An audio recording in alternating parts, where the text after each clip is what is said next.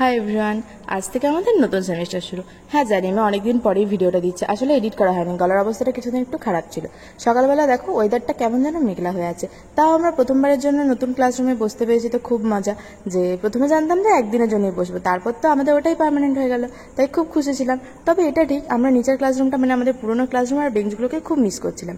তারপর যেহেতু আমাদের জন্মদিনের সময় ছুটি ছিল, তো আর আমার দিশার একই দিনের জন্মদিন, তো আমরা দুজনে মিলে বেরিয়ে গিয়েছিলাম চকলেট নিয়ে। চকলেট দিচ্ছিলাম সবাইকে, তো অনেকে খুশি, অনেকে আবার মানে খুব মজা পেয়েছিল, একসাথে অনেকগুলো চকলেট, আমাদেরও মজা হচ্ছিল সবাইকে দিতে।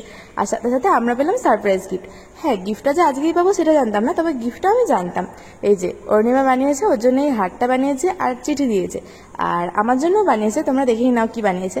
তবে আমি গিফটটা আনপ্যাক করতে সত্যি এক্সাইটেড ছিলাম। প্রথমে ভেবেছিলাম রুমে গিয়ে করব, কিন্তু তারপর দেখলাম সবাই এখানে করছে, আরও দুজনকেও গিফট দিয়েছিল, তো সেগুলো আমার আর ক্যাপচার করা হয়নি। তবে এই ব্যাগটা না সত্যি আমার খুব পছন্দ হয়েছিল, ও যে স্টিচ করেছে স্টিচটা দারুণ হয়েছিল। তো আর কিছু লেটারও ছিল আমার জন্য, তো লেটারগুলো আর তোমাদেরকে পড়ে শোনাচ্ছি না।